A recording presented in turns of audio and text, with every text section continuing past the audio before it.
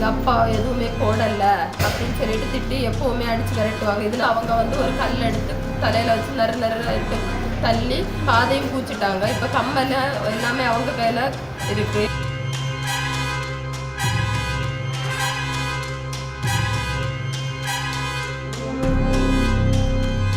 கன்னியாகுமரி மாவட்டத்தில் வரதட்சணை கொடுமையால் மருமகளின் காதை கடித்து கொடூரமாக தாக்கிய சம்பவம் குமரியில் பெரும் பரபரப்பை ஏற்படுத்தியுள்ளது. திருவட்டார் அருகே வியனூர் பகுதியைச் சேர்ந்த பிரின்ஸ் டெம்போ டிரைவர் இவரது மனைவி மஞ்சு தனியார் மருத்துவமனையில் நர்ஸாக பணிபுரிந்து வருகிறார். இவர்களுக்கு 2 மகள்கள் உள்ளன. இந்நிலையில் வரதட்சணை கேட்டு மாமியார் மஞ்சுவிடம் அடிக்கடி தகராறில் ஈடுபடுவதாக கூறப்படுகிறது. இந்நிலையில் நேற்று மதுபோதையில் வீட்டிற்கு வந்த கணவனை மஞ்சு தட்டி கேட்டதாகவும், அப்போது மாமியார் அல்போன்சா மருமகளிடம் தகராறில் ஈடுபட்டு கல்லால் தலையில் கொடூரமாக தாக்கி காதை கடித்து துண்டாக்கியுள்ளார்.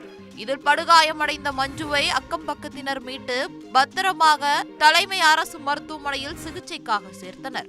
இதுகுறித்து மஞ்சு கொடுத்த புகாரின் பேரில் திருவட்டார் போலீசார் விசாரணை நடத்தி வருகின்றனர். வரதட்சணை கொடுமையால் மருமகளின் காதை கடித்து குதறிய மாமியாரால் குமரியில் பரபரப்பு ஏற்பட்டுள்ளது. எங்க வீட்டில் அடிக்கடி குடிச்சிட்டு வந்து ரொம்ப பிரச்சனை. ஏன்னா மாமியாரும் அவங்களும் வந்து வரதட்சணை கொடுமை எல்லாமே அவங்க போட்டது மாதிரியும் எங்கள் அப்பா எதுவுமே போடலை அப்படின்னு சொல்லிட்டு திட்டி எப்போவுமே அடித்து விரட்டுவாங்க. இதனால நாங்கள் கம்ப்ளைண்ட் பண்ணியிருக்கோம் ரொம்ப நாள். ஆனால் அவங்க வந்து எந்த பலனும் கிடைக்கல எங்களுக்கு. இப்போ அதுபோல் குடிச்சிட்டு வந்து ஊரில் உள்ளவங்களெல்லாம் திட்டி அசிங்கமாக திட்டிகிட்டு இருந்தாங்க. என் பொம்பளை பிள்ளைங்களை முன்னாடி வச்சு துணியும் இருக்காது இடுப்பில். அதனால் நானும் பிள்ளைகளும் போய் சரி சண்டை வேண்டாம் வீட்டுக்கு வாங்கன்னு கூப்பிட போகும்போது அவங்க வரல. அப்போ கையை பிடிச்சி இழுத்ததும் எதுக்கு மகனை இழுக்கு அப்படின்னு சொல்லிட்டு அவங்க வந்து ஒரு கல் எடுத்து தலையில் வச்சு நறு தள்ளி காதையும் பூச்சிட்டாங்க. இப்போ கம்மல் எல்லாமே அவங்க கையில் இருக்குது எடுத்துட்டாங்க. இப்போ பூஞ்சி நிற்கி இனி பிளாஸ்டிக் சர்ஜரி பண்ணணும்னு சொல்கிறாங்க.